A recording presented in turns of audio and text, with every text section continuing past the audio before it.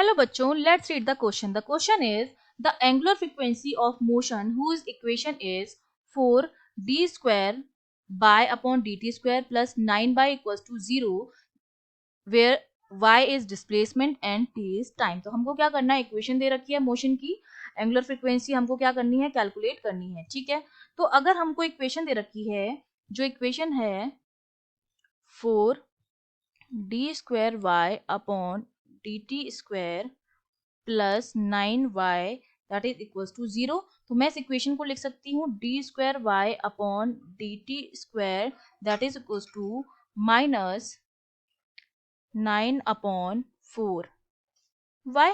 ठीक है, सब इतना समझ में आया आपको? क्योंकि बेसिकली हमसे बात कर रही है, इसमें सिंपल हार्मोनिक मोशन की बात की जा रही है. तो की कॉन्सेप्ट में हमको अगर पता होना चाहिए, अगर की कॉन्सेप्ट की हम बात करें तो हमको सिंपल हार्मोनिक मोशन के बारे में पता होना चाहिए कि सिंपल हार्मोनिक मोशन एक तरह का पीरियोडिक मोशन होता है. और इसके लिए जो ये पीरियोडिक मोशन होता है, जो मीन पोजीशन और एक्सट्रीम पोजीशन के बीच में क्या करता है, टू एंड फ्रो मोशन करता है. ये हमारी मीन पोजीशन होती है और ये हमारी क्या होती है, एक्सट्रीम पोजीशन होती है. एक्सट्रीम पोजीशन पर हमारा क्या होता है, एक्सीलरेशन क्या होता है, मैक्सिमम होता है. और v जो होता है वो हमारा क्या होता है, मिनिमम होता है, जो कि 0 के बराबर होता है. और इक्वेशन जो होती है इसकी, स्टैंडर्ड इक्वेशन की बात करें तो वो तो हमें सबको पता है, x equals to, standard equation तो ये होती है x equals to a sine omega T plus phi होती है. अब इसी इक्वेशन से, ये डिस्प्लेसमेंट की इक्वेशन, इसी को जब हम क्या करते हैं, डिफरेंशिएट करते हैं तो हमको वेलोसिटी की इक्वेशन मिल जाती है, स्पीड की इक्वेशन. और वापस स्पीड की इक्वेशन को डिफरेंशिएट करते हैं तो हमको एक्सीलरेशन की इक्वेशन मिल जाती है.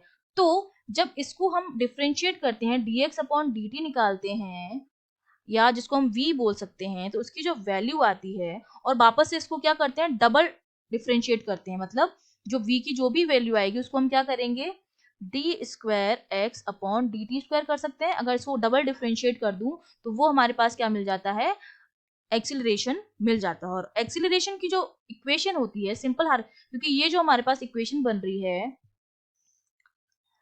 और सिंपल हार्मोनिक मोशन की जो इक्वेशन होती है एक्सीलरेशन की, वो इक्वेशन हमारे पास होती है D square Y upon D T square that is equals to minus omega square Y. ये जो होती है एक्सेलरेशन की इक्वेशन है सिंपल हार्मोनिक मोशन के लिए. अब मैं क्या करूंगी, इन दोनों इक्वेशन को क्या करूंगी, कंपेयर करूंगी.